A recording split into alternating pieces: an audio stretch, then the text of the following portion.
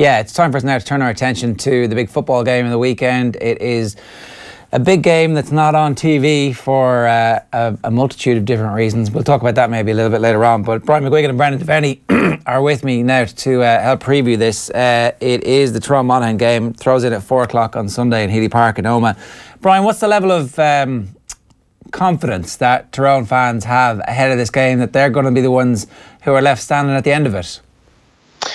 Well, I was actually up at a Club Tyrone event last night, and Mickey was naming the team to members of Club Tyrone, and there's a lot of optimism because of the team that he's named, especially with the likes of Stephen O'Neill back in the backroom team.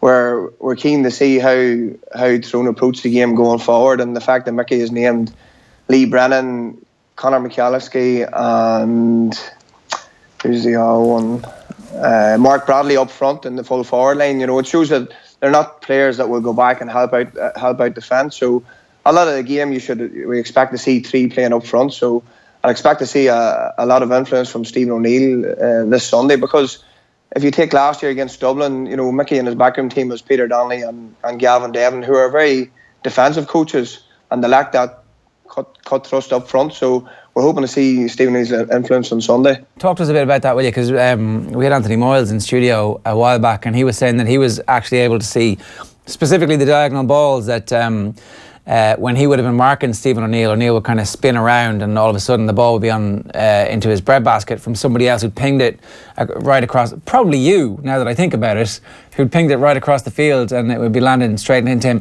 Have you seen evidence in the league that there has been a change in style that you can put down to Stephen O'Neill?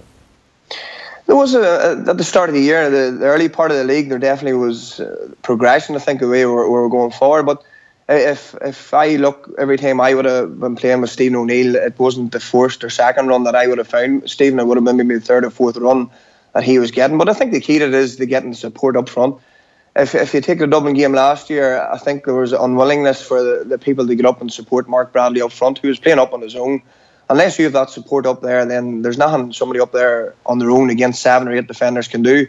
So it's key that we have men up front, maybe 2 at least at all times. But it'll be a likes of Cathal McShane and Conor Meyler and Niall Sludden getting up quick to support, because we know they're going to go back and help out defence.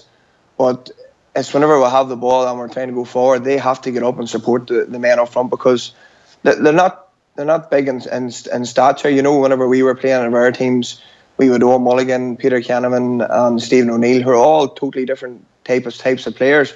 But these 3 players are very similar, so they're going to have to get the help up to support them. Yeah. OK. Brendan Devenney, bring you in on this. What do you think is going to happen?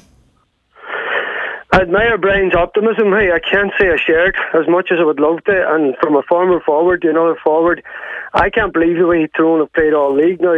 Before he jumps in, and before some Tyrone fan reminds me that last year in the league, Tyrone were pretty shocking in games, and then they ended up whooping us after we gave them a lesson in a pretty irrelevant league game in Ballybofey, and they did change tactics. But I've seen Tyrone play this year, and you're right, the talent is there, but they have their full team in behind the 45 in each of the games I've seen. And whether they just decide to spring something on us in the championship, let's hope so, because with talent like that, they're never going to progress as players, and the Tyrone team is never going to take the next step to become a serious All-Ireland challenger until they open up and let their forwards be forwards. And I hope on Sunday they do that there, because as Brian was saying, the 3 lads inside, I mean, what a talented forward line. But let's be honest, I've seen them play in the league and they've been back inside the 45. So that's them. You know, for the Monaghan case, I think that night in particular, that they lost by a point, that Monaghan beat them by a point. There's a wee bit of magic from Monaghan on the night, which we haven't really seen from Tyrone forwards, and it came from, of course, Conor McManus, who's out on Sunday, and there was a monster point from Beggan as well. And I think probably at the start of that game, Fintan Kelly had 3 points in a row, and I think that laid the platform for the victory on that night. But what I see is Tyrone have more talent and more ability, I think, than Monaghan, and I see them edging this one. Okay, well, I'll come back to you on a couple of points that you made there, but just want to talk to you a bit more about this philosophy, Brian, about Tyrone. What will Stephen O'Neill actually be saying? I mean, because it didn't strike me ever watching your team that you were a defensive team, because the quality of forward line that you had was absolutely sensational, and you guys were forwards who were allowed to be forwards. So it's not like Mickey Harte has no track record of allowing forwards to express themselves. No, not whatsoever. And I know Sean Kavanagh wrote a bit of an article yesterday where he was having a dig at the way some players haven't been able to express themselves down to the years under Mickey.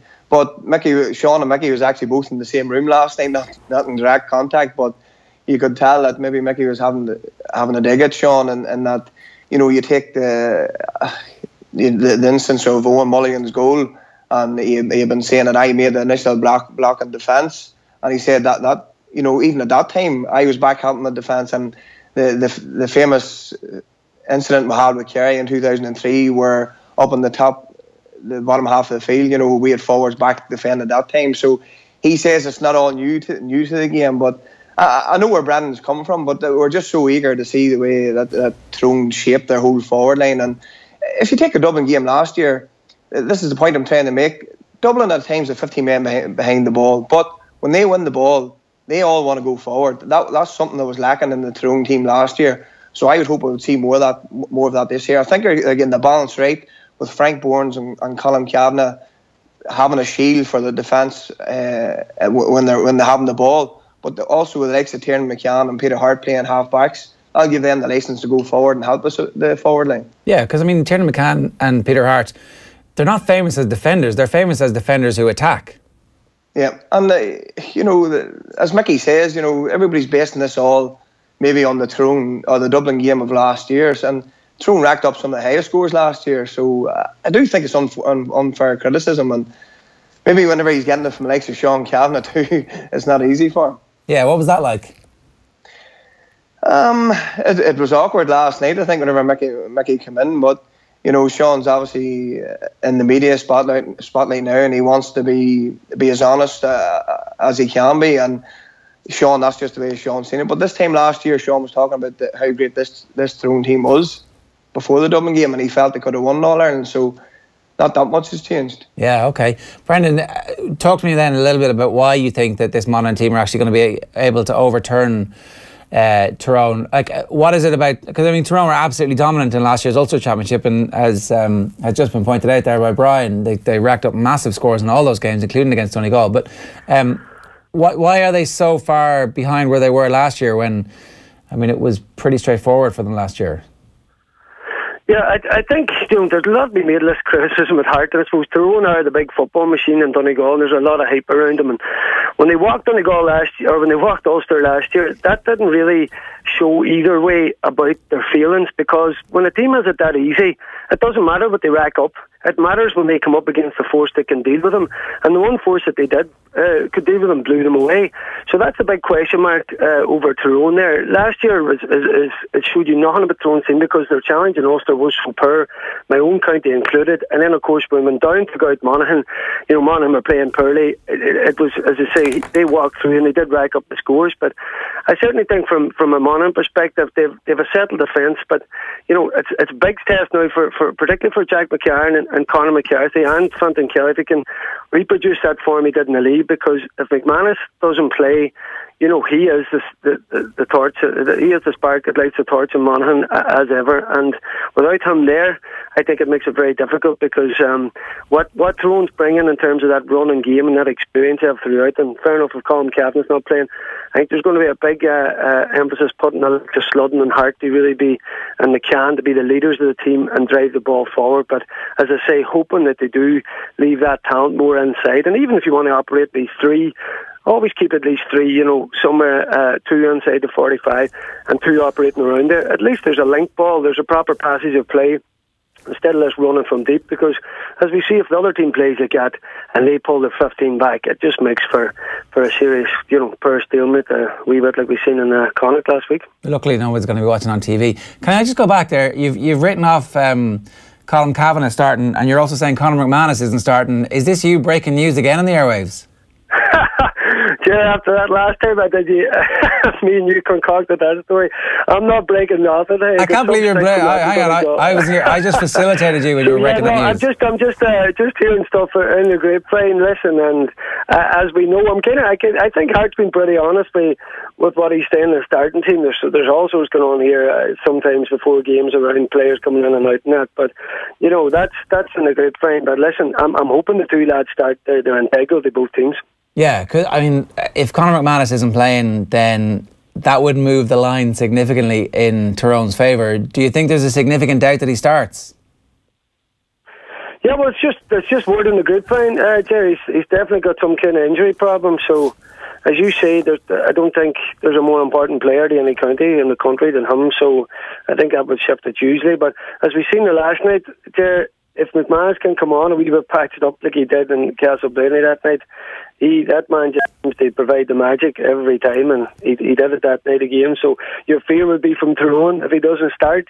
What a lift he is to come on even for 15 or 20, should that be? Yeah, okay. Brian, one of the other points that came up was that the Tyrone players don't really enjoy playing that much in Healy Park and Armagh. Can you explain anything behind that? Is that just people wanting stuff to talk about in the build up to the game, and they get asked about the venue and they actually, we'd prefer Clonus? Does it matter, or what is that pitch like to play on? We never really had many home games in the championship, but the problem is in the winter time, home is very heavy and it's always hard to play on. Now, it'll be interesting to see if it's good weather on Sunday, how easy it is played on. But if you give me a choice, when I was playing Clonus or playing Armagh, even if it was Monaghan you're playing against, I'd play in Clonus every single day. It's just a special atmosphere there. When you come to the summertime, you just want to be playing in Clonus. So I don't know if it's going to make much of a difference this week, but I'm sure. The thing about it, Brandon's talking about, the problem with the dire struggles now is that the Super 8s is a place where everybody wants to be, and like the Connacht match last week and maybe this week too, teams are going out to not lose. They're not really going really for the game, because the pressure's on to get the Super 8s. If they lose this week, there's a long way back to try and get that Super 8s. Except you're more likely to win if you try to go out and win, right? It's kind of counterintuitive. Yeah, and just on the Conor McManus point, I never heard he might be playing, but I mean, was it 2 or 3 years ago, Tyrone played Monaghan in the first round in Clonus, and Conor McManus was only playing at 50%, and he actually caused Tyrone serious problems that day too, and I think they ended up beating him by a point. Yeah. So I'd imagine, it used to be you could hold them back for the back door, but I think Ulster's the right way, the front door is the right way to go, and I think Conor McManus play even if he's 70 or 80% fit. All right, let's just go back to that point about the two teams potentially cancelling each other out. You mentioned earlier on about the potential for Brennan and Bradley and potentially McAliskey to be up front as a trio. How often do you expect them to be playing as a three-man full forward line, and how high up the pitch do you expect them to play for most of this game? Well, obviously Mickey does his own thing, and I know that a lot of the public has been saying that they want to see him be more attacking, but this is the first time in a championship match that Mickey has maybe played the three corner forwards, as they're known as, up front. So I would expect to see them playing up. I would expect them to see two in the full forward line, one maybe out in the D playing as a triangle, because Brennan, McAliskey and Bradley, they're not really renowned for tracking back or their work rate. They're really finishers. So I do expect to see them playing right up with Nell Sludden on the 40 and everybody else just going defensive. And that makes sense. And that you would say is a development from last year and a change. It would be, because listening to Sean Cavanagh last night, and we were just kind of asking him, like, the fact that Tyrone's only playing one up front, was that a management decision, or was that just the way the game developed? But it seemed to be it was a management's decision just to play one up front, everybody back, and when we had the ball, then we were to press forward. But in the summertime, when the heat's out, I just think it's very hard to work very hard in defence, and then when you win the ball, for everybody to push forward. Because to do that for 70 minutes, especially against a team like Dublin, the physical shape they are, you're never going to compete against them. Yeah, you've got to take rest within the game at certain stages and try and go and decide that you're going to go as a collective. And that's the thing. Like, Dublin do have the panel, and that if players, 5 or 6 players do tire, they can bring on players just as good. I don't know if Tyrone can do that. Yeah, Brendan, just to wrap up on Tyrone and Monaghan, the point about the Super 8s obviously dominating all the teams' thinking at this stage. If anybody who looks at the championship, you would make a case that both of these two teams should be in the Super 8s, and yet potentially for one of them there is an away trip. Who knows to Castlebar, although granted Mayo haven't won a game there in 2018, so it might not be as hard as a home game against them. But is there a risk that one of these teams, the season gets derailed horribly, or does it actually matter if a team loses here? Yeah, certainly, as Brian was saying, certainly the way to go is to go through and win Ulster. I think in Ulster in particular, it's highlighted well already. I know the Super 8 is new, but it's unfair.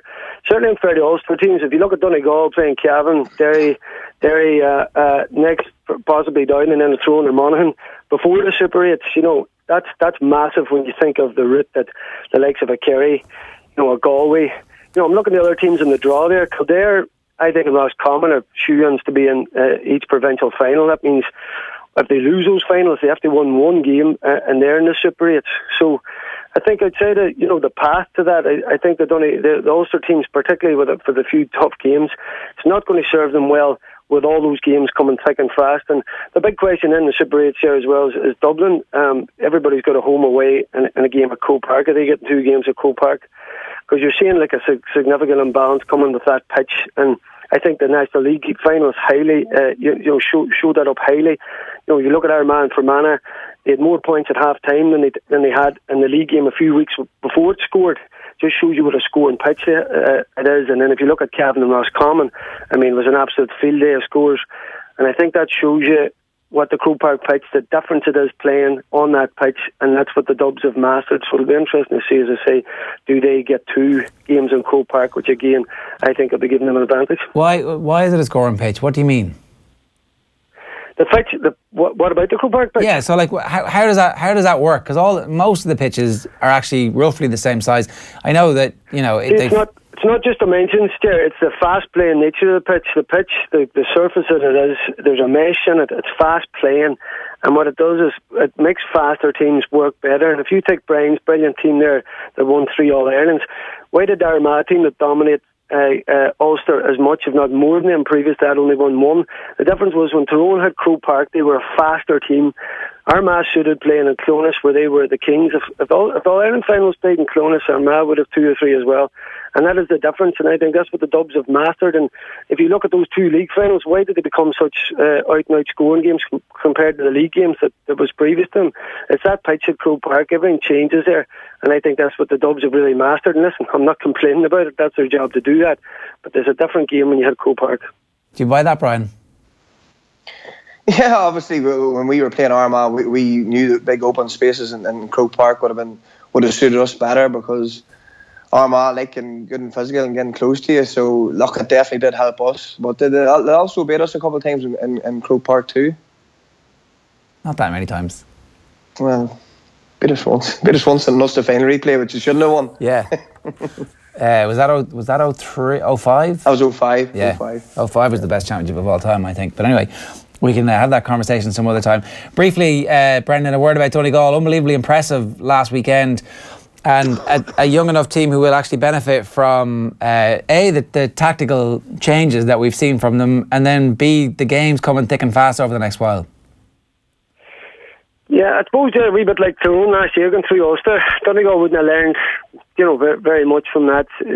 Sure, some of the forwards, probably gained a lot of confidence as, the young fellas and teams like Langan there in the first half, and you got young Cian Mulligan coming on, look really light and sharp. But I'm sure Declan Bonner was saying straight away, listen, Cavan never laid a hand on us, and it was funny for all the bad football down in Galway or Galway Mayo, and then you had, it was too stifling, too negative, and then it was open at Balbafay, and people are saying, what do? I think you need somewhere in between the two, and I think for Cavan, coming to outshoot that Donegal forward line. I mean, Donegal has so many good forwards, and they keep producing these good forwards, and there's more coming through. Once it became a shootout, it was game over. I talked to Big Dermot McCabe before the game. He was down covering the game along with me. He was talking to me about Cavan's tactics, and I was like, well, they're playing just like we are playing. I said, that means it's a shootout. We have much better forwards. That's what it's going to be, and it's just how it turned out. So I'm sure Declan Bonner now is just, listen, it'll be back down there very quick, because Cavan never laid a hand on Donegal, and as I say, they needed to come with a game plan that was in some way going to ruffle Donegal or going to ask questions of them, and that didn't happen. So you're saying, Brendan, this game is going to be a Dara, enough game, a tight affair. Monaghan will squeak it if Conor McManus is at least fit enough to come off the bench.